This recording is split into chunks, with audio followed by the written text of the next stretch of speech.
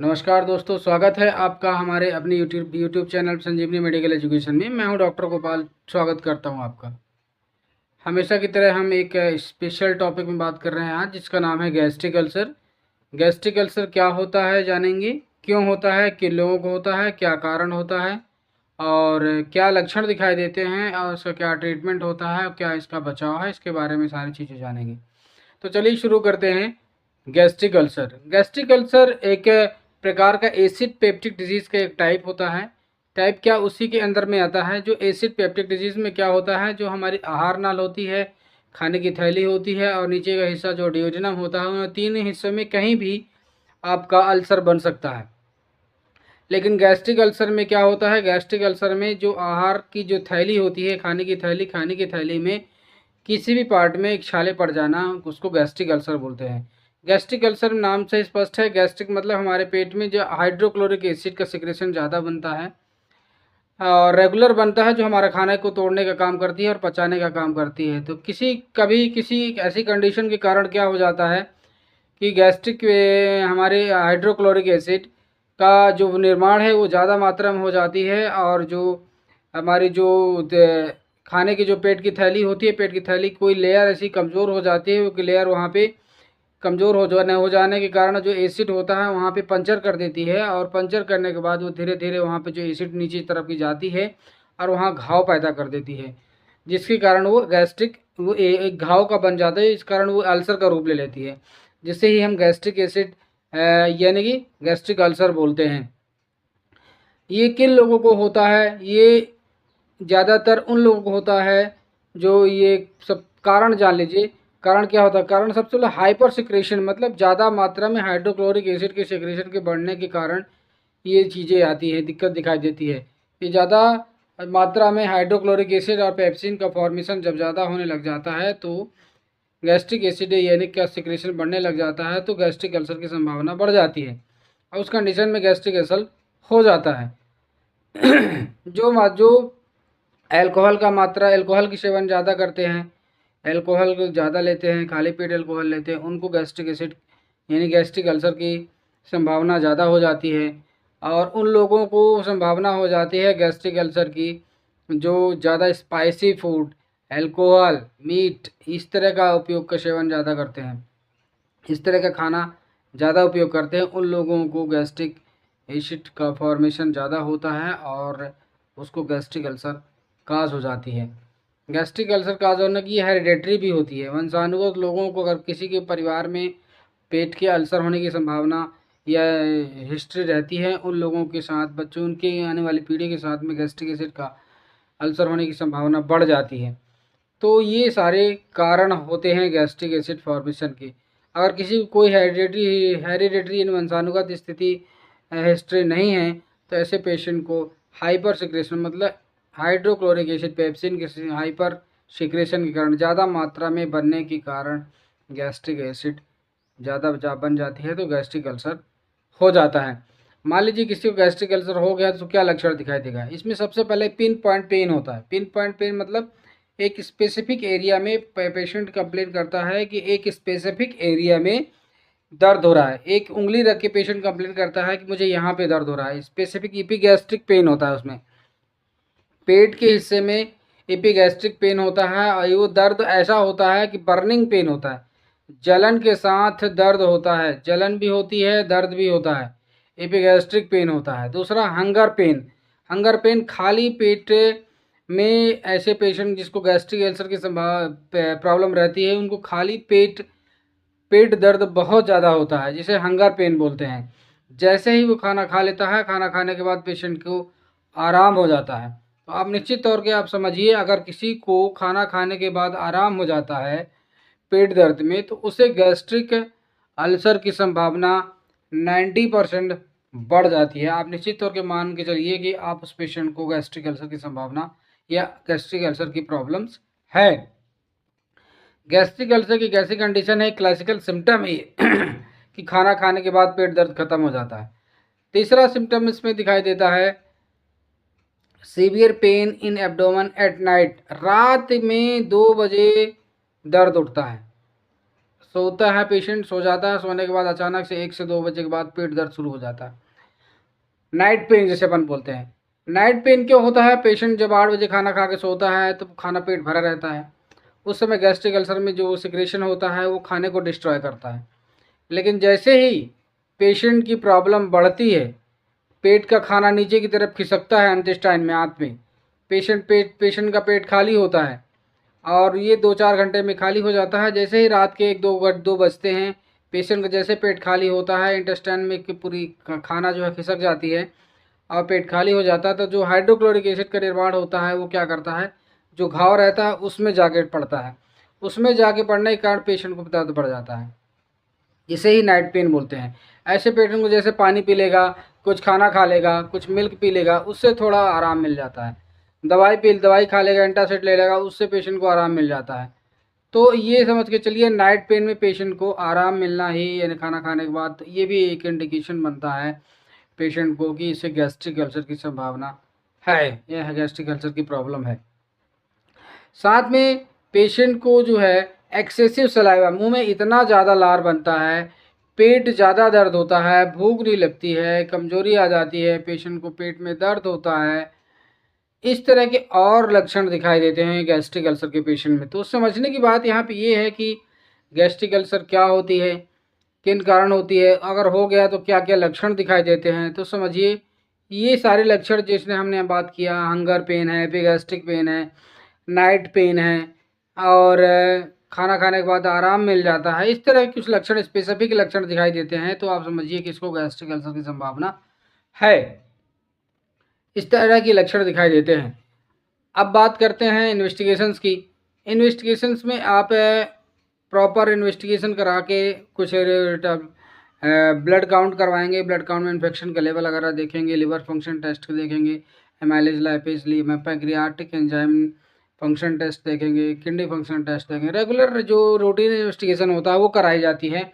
उसको कराने के बाद पेशेंट को फाइंड आउट होता है कि क्या क्लिनिकल फाइंडिंग निकलती है। जो स्पेसिफिक जांच होती है इसकी जीआई एंडोस्कोपी होती है।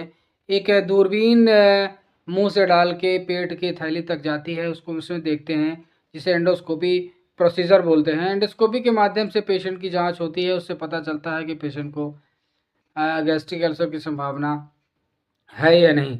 अगर गैस्ट्रिक अल्सर होता है तो वहाँ पे घाव रहते हैं, शोर रहते हैं, वुंड रहता है, अल्सर दिखाई देता है, तो वो पिक्चर में आ जाता है, तो फाइंडिंग से निकल में आ जाता है, तो पता चल जाता है कि गैस्ट्रिक अल्सर की संभावना है या नहीं है। अब इन्वेस्टिगेशन के बाद अब ट्रीटमेंट की बात आती है। जैसे जो इसका ट्रीटमेंट है 3 टाइप्स में डिवाइड किया गया है। 3 टाइप्स में, जैसे जनरल मैनेजमेंट, जिसे शॉर्ट टर्म मैनेजमेंट बोलते हैं, दूसरा है लॉन्ग टर्म मैनेजमेंट और तीसरा प्रोसीजर है सर्जिकल मैनेजमेंट। जनरल मैनेजमेंट में आपको डाइट प्लान चेंज करने की ज़रूरत पड़ती है। आपको जो डाइट लेते हैं उसमें सुधार करने की ज़रूरत होती है। डाइट में आपको जो स्पाइसी फूड लेते हैं उसे बंद करना होगा। पूड़ी, पराठा, घी, तेल, डालडा, ये जो भी चीज़ें लेते हैं आप उसे पूरी तरह बंद करना होगा। आप अल्कोहल जो लेते हैं उसे पूरी तरह बंद करना होगा। आप जो खाली पेट ज़्यादा रहते हैं उसे पूरी तरह बंद करना होगा। उस बीच बीच में कुछ आपको लेते रहना होगा। और आप स्पाइसी फूड के साथ जो मीट मटन खाते हैं उसको बंद करना होगा। स्मोकिंग करते हैं उसको बंद करना होगा। जो लेट नाइट खाते हैं उसको बंद करना होगा।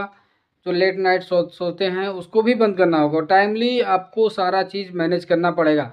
डाइट में आपको हाई फाइबर डाइट लेना है, अंकुरित अनाज लेना है। अंकुरित अनाज के साथ आप सलाद का सेवन कर सकते हैं, सैलड जिसे अपन बोलते हैं। सैलड में आप फ्रूट्स का सैलड ले सकते हैं, आप पपाया ले सकते हैं, आप खीरा ले सकते हैं। इस तरह का चीज़ें आप लेके आप अपने डाइट में प्लान में चेंज कर सकते हैं। अंकुरित अनाज ले सकते हैं। ये आपका डाइट प्लान होगा। डाइट प्लान में आपको सॉफ्ट डाइट लेना है। सॉफ्ट डाइट में आपको हार्ड डाइट नहीं लेना। हार्ड डाइट मतलब रोटी, पराठा, पूड़ी इस तरह का भोजन नहीं करना है। आपको दलिया खिचड़ी का सेवन करना है और लो अमाउंट में करना है, जिससे आपके पेट में जाए और वो इजीली डाइजेस्ट हो जाए। और दूसरा प्रोसीजर है लॉन्ग टर्म मैनेजमेंट में आपको मेडिसिन थेरेपी आती है। मेडिसिन थेरेपी में आपको सारी दवाइयाँ दी जाती हैं। उन दवाइयों के सेवन से आपको आराम मिलता है। तो उसमें पहला दवाई है आपको proton pump inhibitors. Proton pump inhibitors का मतलब होता है जैसे पेंटाप्रोजोल, सैम्प्रोजोल, आपको रिवेप्राजोल, इस तरह की जो ड्रग्स होती हैं वो आपको दी जाती हैं और डोम्पेरेडाइन के साथ दी जाती हैं। जब ये इस तरह की ड्रग्स आप लेते हैं तो आपको निश्चित तौर पे ये आपको ड्रग्स मॉर्निंग में और इवनिंग में 2 टाइम्स डेली लेनी पड़ती है। 20 to 40 मिलीग्राम की जो पावर्स होती हैं, ये खाली पेट एम्प्टी स्टमक ली जाती हैं। ये 4 से 6 वीक्स तक ली जाती है। इसकी मात्रा आगे भी बढ़ाई जा सकती है आपकी सीवियरिटी ऑफ इन्फेक्शन की को देखते हुए। दूसरा है आपका H2 blocker drugs. H2 blocker drugs में आपको जो रेनिटिडिन, एसिलॉक जैसे फार्मूला की जो दवाइयाँ आती हैं वो आपको दी जाती हैं, जिससे आपकी जो हाइपर सिक्रेशन जो आपका हाइड्रोक्लोरिक जो एसिड है उसका जो निर्माण ज़्यादा हो रहा है उसको जो बनने से रोकने के लिए इस तरह की दवाई दी जाती है। एक एंटी सिक्रेटरी मेडिसिन है जो हाइपर सिक्रेशन को रोकती है, पैरेंजीपीन 10 mg मिलीग्राम की 1 a दिन में एक बार लेना होता है 3 to 4 मंथ रेगुलर, जिससे आपकी जो एंटासिड जो भी आपको हाइड्रोक्लोरिक एसिड है उसका निर्माण जो हो रहा है वो कम हो जाए। और साथ में आपको एक एंटी अल्सरेटिव ड्रग्स सुक्राल फैट के नाम से आती है। सुक्राल फैट को आपको 2 ग्राम्स यानी कि 1 ग्राम BD 2 ग्राम्स दिन में 2 बार यानी कि 1 ग्राम BD 1 grams twice a day, दिन में 2 बार 1 ग्राम करके आपको लेना होगा। खाली पेट इसको लेते हैं। खाली पेट के लेने से इससे क्या होता है कि जो अल्सर होती है, अल्सर को ऊपर एक लेयर बना देती है। लेयर बनाने से जो भी इन्फेक्शन होता है, जो भी घाव रहता है, घाव के ऊपर एक लेयर जम जाती है। जो भी एसिड होता है वो घाव के अंदर नहीं जा पाती, वो लेयर इसको रोक लेती है। तो जैसे रेगुलर इसको अपन लेते हैं तो लेयर को बनी इसके ऊपर घाव के ऊपर एक लेयर बनी रहती है, जिससे घाव जल्दी से हील हो जाती है और पेशेंट को पूरी तरह से आराम हो जाता है। इस तरह की ड्रग्स आपको लेनी होती है। साथ में सपोर्टिव ड्रग्स, विटामिन और लीवर की इसकी दवाइयाँ जो है जो सिक्रेशन को कम करती हैं और सपोर्टिव मेडिसिन आपको लेनी पड़ती है। साथ में एंटासिड जो लेते हैं, एंटासिड में मैग्नीशियम सल्फेट इस तरह की ट्राई एल्युमिनियम सल्फेट आती हैं। एंटासिड जो ड्रग्स हैं वो 10 to 20 ml दिन में 2 बार, इसको सुबह शाम खाना खाने के 1 से 2 घंटे बाद या खाना खाने के 1 घंटे पहले ही आपको इसको लेना होता है, जिससे आपकी जो प्रॉब्लम है हाइपर एसिडिटी की वो काफ़ी हद तक कम हो जाती है, न्यूट्रलाइज कर देता है एसिड को। इन सब चीज़ों से कभी आपको आराम नहीं मिलता है तो आपको एलोपैथी ड्रग्स में इतनी से ज़्यादा है। फिर एक सर्जिकल प्रोसीजर आती है। सर्जिकल प्रोसीजर में क्या होती है, बैगोटोमी होती है। हमारे जो स्टमक होती है, स्टमक को एक नर्व सप्लाई करती है, वेगस नर्व, उसको अंदर ओपन सर्जरी करके उसके नर्व को काट दिया जाता है। नर्व को काटने से क्या होता है, जो सिक्रेशन की जो सेंसेशन को लाने ले जाने का काम करती है, हाइपर सिक्रेशन का काम करती है वेगस नर्व, उस नर्व को काट देने से सेंसेशन स्टमक से आता है ना जाता है, जिससे पेशेंट को एसिड की समस्या कम हो जाती है। साथ में गैस्ट्रोजेजुनस्टोमी होती है। अगर स्टमक के ज़्यादा बनने की संभावना होती है एसिड की, तो स्टमक और जेजुनम को डायरेक्ट बाईपास कर दिया जाता है, जिसे गैस्ट्रिक जीजेस्टेनास्टोमोसिस बोलते हैं, जिसे गैस्ट्रोजेजुनस्टोमी बोलते हैं। ये प्रोसीजर सर्जिकल प्रोसीजर है। जब आप किसी तरह से आप ठीक नहीं होते हैं तो जीजे का प्रोसीजर अपनाया जाता है और वेगोटोमी का प्रोसीजर अपना के आप पूरी तरह से ठीक हो सकते हैं, लेकिन परहेज आपको लाइफ टाइम करना पड़ता है। अगर आप सर्जरी नहीं कराना चाहते हैं तो आप होम्योपैथी में आप ड्रग्स आप ट्राई कर सकते हैं। इसका बहुत ही अच्छा रिजल्ट आते हैं। होम्योपैथी में आप स्पेसिफिक ड्रग्स नहीं होती है, लेकिन आप किसी होम्योपैथी के डॉक्टर के पास जाके आप अपना ट्रीटमेंट करवा सकते हैं और आप पूरी तरह 100% क्योर हो सकते हैं। आई होप ये टॉपिक आपको समझ में आया होगा कि गैस्ट्रिक अल्सर क्या है, क्यों होता है, क्या लक्षण दिखाई देते हैं और क्या इसकी जांच होती है और क्या इसका ट्रीटमेंट होता है।